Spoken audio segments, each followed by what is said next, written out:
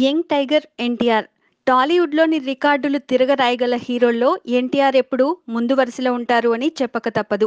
ప్రతి హీరోలో ఏదో ఒక టాలెంట్ ఉంటుంది. కానీ అన్నీ కలగలిపి ఉన్న అతి తక్కువ మంది యువ హీరోల్లో ఎన్టీఆర్ ఒకరు అని ఒప్పుకోక తప్పదు. ఇదిలా ఉంటే ఎన్టీఆర్ మంచి నటుడు మాత్రమే కాదు, మంచి మనిషి కూడా. రెమ్యునరేషన్ విషయంలో కొందరు హీరోలు డిమాండ్ చేసినట్లుగా ఎన్టీఆర్ ఎప్పుడూ డిమాండ్ చేసిన వార్తలు ఎక్కడా రాలేదు.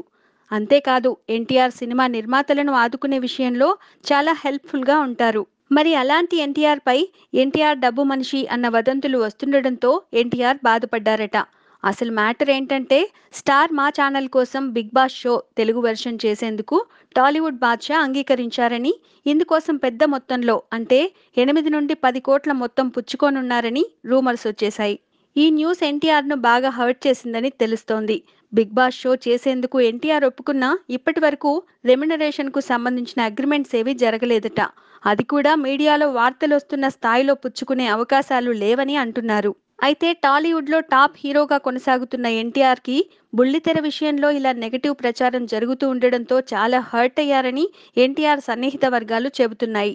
మొత్తంగా చూసుకుంటే ఇదే నిజమైతే ఎన్టీఆర్ ఈ షో చెయ్యరనే తెలుస్తోంది. చూద్దాం మరి ఏం జరుగుతుందో.